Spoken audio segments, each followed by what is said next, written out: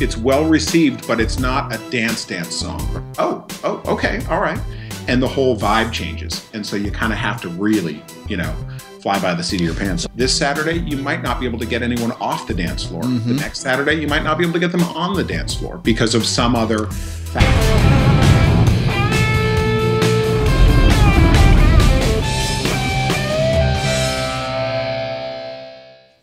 Well, happy holidays and welcome to another Mobile Music Thursday, even if it's a different day that you're actually watching this show. I'm really excited about my guest that I get to have on the show tonight, as he has served the upper northern New England area for years, 20 years in the DJ business that he's been a performer in Vermont and New Hampshire and New York, which just sounds like a cool place to perform in the first place. He focuses on weddings and he does some schools, some corporate events, that comes in, but the real focus is on really creating great experiences for people at weddings. The name of the company is RPM Entertainment. Who am I talking about? Well, it's the guy on the screen that you've been watching as I've been doing this introduction, Richard Pitonyak of Upper New England. I just like saying Upper New England, and I'm thinking you should have like an Upper New England accent, but you don't really sound like you have an Upper New England accent. I can absolutely have a Northern Vermont accent. A Northern Vermont. And what does that sound like? I don't know. What do you want it to sound like? Is that it?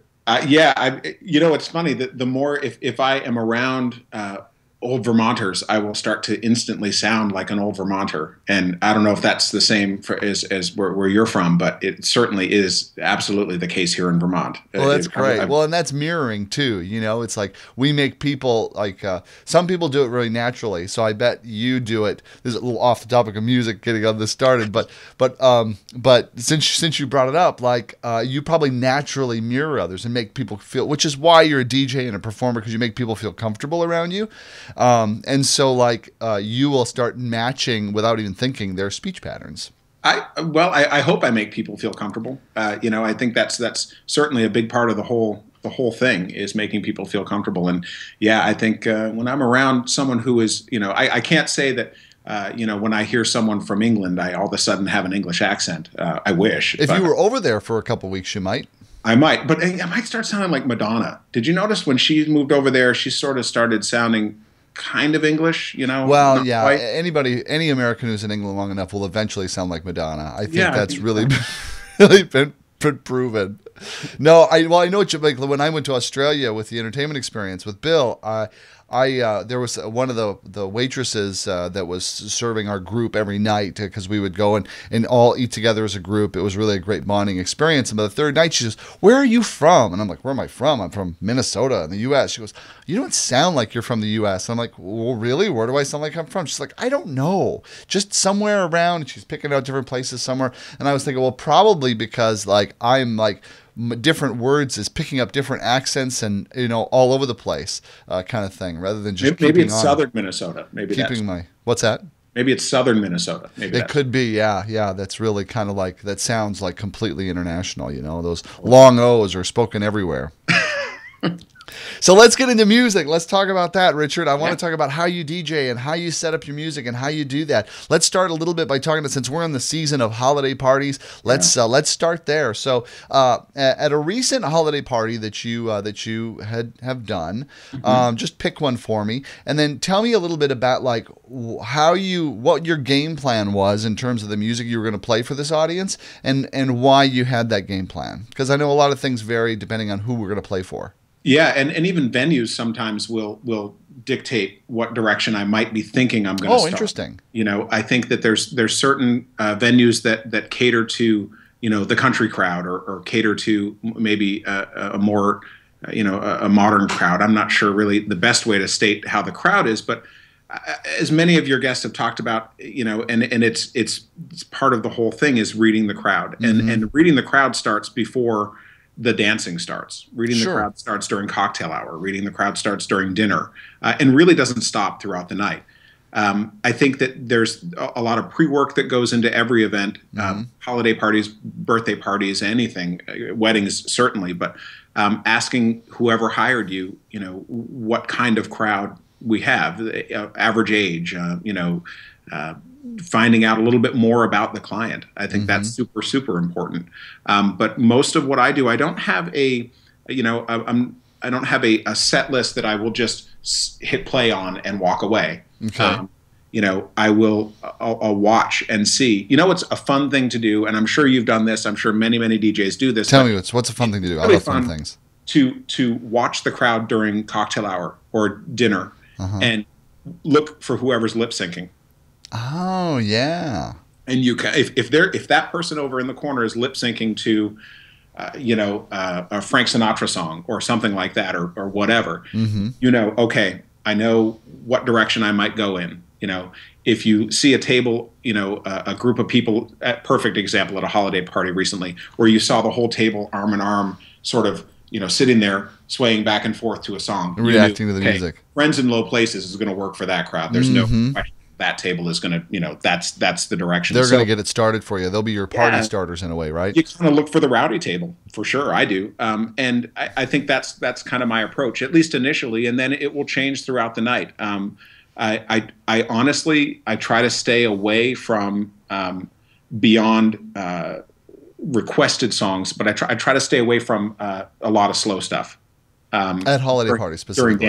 During dancing. Sure, because people generally aren't there to be to have a romantic slow dance or to hook up. Yeah. I might. At least they say they're not. They say they're not. That's exactly right. I might start the evening with a slow song, just because, let's face it, people seem to be more comfortable slow dancing. And so if you can, and I do the same thing with weddings most of the time. Oh, interesting. So you'll start. So after the spotlight dance at a wedding, you'll actually begin with a slow dance rather than a high energy. All right, let's party. I will. And wow. See, that's new. I haven't heard that before. My reasoning behind it is because, and I'm not sure if this is psychology or what, but it's worked, and it works at, I think almost every wedding and many holiday parties as well. But since you mentioned the spotlight dances at a wedding, I'll share with you my philosophy. There is that the crowd has watched the parent dances and the first dance for the bride and groom, and so they gives them an opportunity to join in. And so what I normally do is I say, our bride and groom would love to invite all of you to share a dance with them, and bring everyone up and do a slow dance. Sure, that fills the floor, and it's probably less intimidating too than coming out to I got a feeling like, all right, everyone, let's come out and fast dance. Yeah, and so that's the primary reasoning behind it. The secondary reasoning is what you just alluded to, Jason, is that I will, you've got everyone on the dance floor, you have a captive audience. If you then hit them with the fast song, they're already there, and and your bride and groom are there. I always tell brides and grooms that. And we'll go back to the holiday party. I'm sorry. No, it's all right. We like to jump around. This is a nonlinear show. Okay, all right. I always tell brides and grooms that 50% of a successful dance floor is my responsibility. And they look at me sort of all puzzled. What do you mean, 50%? Yeah, we're giving you how much money to only cover half of the dance floor? And I say, well, let me explain. Your guests are here to celebrate with you. If you're standing up at the bar all night, that's where your guests are going to be. And so if you're on the dance floor, now you don't have to be on the dance floor all night long, but if your wedding party, maybe some of the best men or the maids of honor or whatever, if they're out on the dance floor, that's where people are going to be. We've all had those events that, if the couple happens to be smokers, and every 15 minutes they go outside and you watch the whole dance floor go with them, and then 15 minutes they come back, and then 15 minutes they go out. And so I always tell people that, if you're at the bar for, all night long, that's where your guests are going to be, because they're here to celebrate with you. If you're on the dance floor, That's so great that you do that. That is so great that you do that, because that is absolutely true, and it's like, and it really gives them the choice then. So they're not after the fact going like, geez, people just didn't really dance as much as we thought we would, because every time we looked at the dance floor from every other place in the room that we were at, there weren't that many people out there, because they were everywhere. I distinctly remember I had a couple that I'm close friends with, and we did their wedding and things like, and it had a really slow dance floor really up until like probably the last 45 minutes of the night. And we were just kind of talking about it, and they were kind of commenting about like the dance floor being slow most of the night except for the last 45, and I said, well, it doesn't really surprise me, And they were kind of like, "Oh, really? Is that normal for you?" And I'm like, "Well, no. I mean, because you guys were having a really good time doing your photo. They had a big open air photo booth thing. They were having a ball for almost an hour doing that. Everyone was watching that happen, laughing. They were having a great time at that event. And that's my biggest concern. I want to make sure that I am supporting a really great time happening, whether they're engaging in my music or they're engaging in something else. They're engaging in something that isn't engaging in, what time are we going to leave? Yeah. Yep. You know, when you lose something to look forward to, you create something, and usually that has to do with leaving. And so I said, you know, they, like you said, you know, they followed you. But what I didn't do that you do is I didn't have that conversation in front of the event instead of on the back end of the event. So that's super, super smart. So then they're collaborating with you to work with you to make it successful. Yeah, we shouldn't take it all on our shoulders like, oh yeah, I'm going to do it all on my own. You don't need to collaborate with me at all. Why would you do that? Well, you know, if you have venue ABC, whatever it is, the local wedding hall, and you play on this Saturday night, you play a certain set of songs in a certain order to the same group of people. Next Saturday night, you do exactly the same thing, the same group of songs in the same order to the same group of people at that same venue.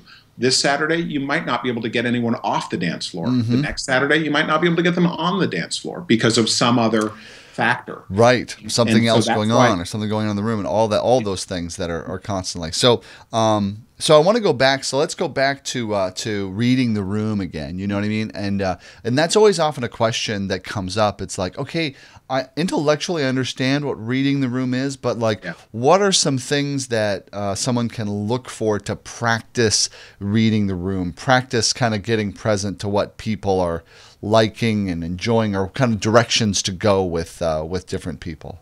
I think that silly lip syncing thing, it works like a champ. That's one suggestion. Look for the tapping feet. Any kind of response, any responding to what you're playing. And is that during cocktail hour that you're doing that? Dinner for sure. You know, especially when people don't have anything. This is going to sound silly, but when people during those times don't necessarily have anything else to do. You know, for example, they're just sitting around and they're having a drink. They might be chatting, maybe they're not. Sure. But watching those things, watching how people are dressed. Chances are, and this is a stereotype that I'm afraid is probably true, but chances are, if you have someone who's wearing a 10-gallon hat, they're probably going to like Johnny Cash. No. I know. No, that's a leap.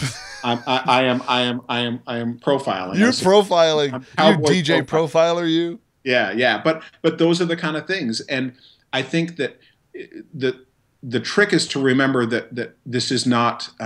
I mean, we're dealing with people here, you know, and if you have been around people in social environments or in your family or wherever, you just kind of pick up on what people like and you try something.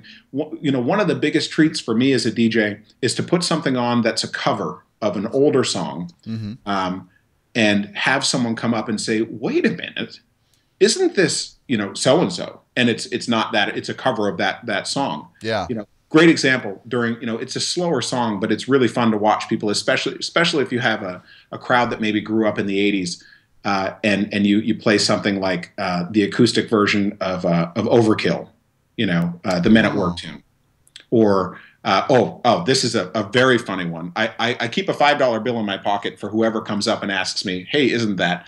And I play Ryan Adams' Wasted Years, the Iron Maiden song. Oh, wow. And it's so funny to have someone come up and say, "Are you playing Iron Maiden at a wedding?" Right, no, I'm not playing Iron Maiden at a wedding. I'm playing an Iron Maiden song, but if you listen to it, fantastic song. But they're like remembering, like, this is not how I remember this, but yet.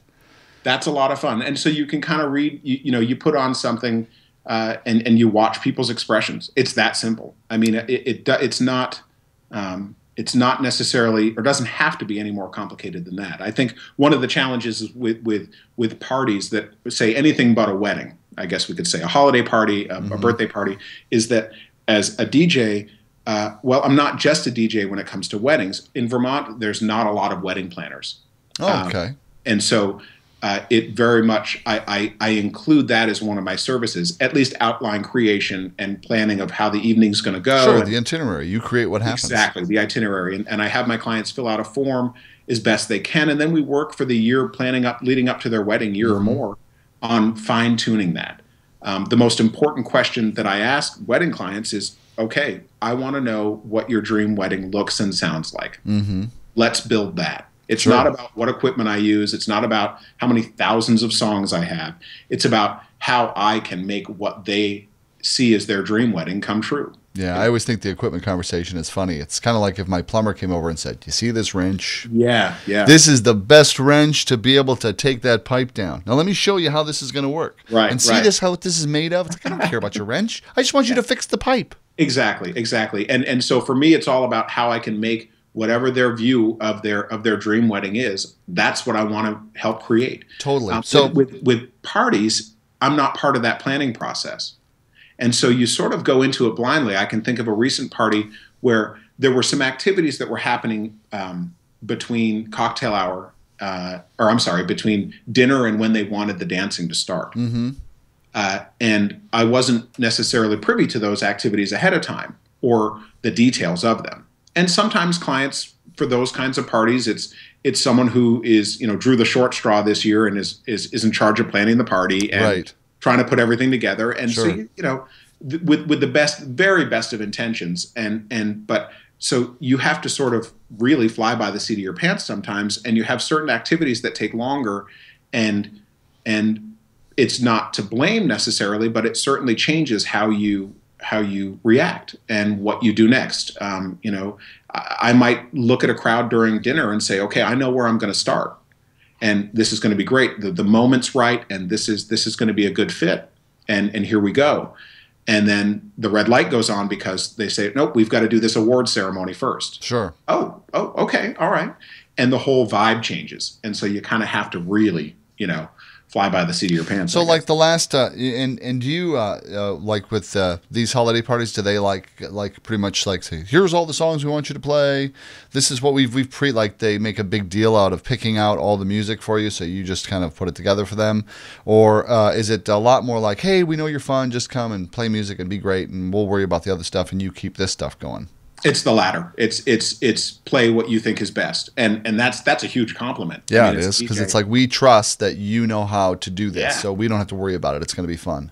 It really is a huge compliment because my reputation, thankfully, and I'm grateful. I get to work for amazing people, Jason. I mean, that's what it boils down to. I am so incredibly fortunate to work for the people that I get to work with, and so they trust me. I mean, it's a big deal to me. Sure. So then in the last holiday party you did, like what music did you choose? Do you try to incorporate holiday music into that, or do you just focus on dance music? Do you throw out like you read the crowd? Like, how did you read the crowd last time, and then kind of what approach did you take?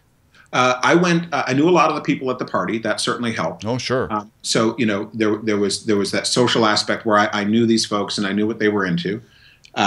But as far as holiday parties for programming holiday music into it, I don't do any holiday music for the dancing part. Okay. I certainly do it, absolutely, for cocktail hours, dinner hours. But I don't just play holiday music. I sprinkle them in. Sure. Do you play the new? There's always like a new set of Christina Aguilera doing Sleigh Bells, and there's always a new set of holiday tunes that comes out every year. I always get it from TM Studios. Sure. Do you incorporate the new stuff, or do you kind of stick to the old standards like Silver Bells? Yeah, some. What I try to do is I try to work the evening up, and so I might start off with some of the slower, even new and old, actually. So to answer your question more directly, I go new and old. Okay. I'm a sucker for the Burl Ives version of Rudolph the Red-Nosed Reindeer. The only version. Hello. Yeah, exactly. And so I'll play that, and then there might be some Christina Aguilera or Michael Bublé, that kind of thing, where it's a fresh take on it. Some of the stuff that I played this past party, I think it was the Holiday Lounge. So it was off this kind of a fun holiday album where it's just.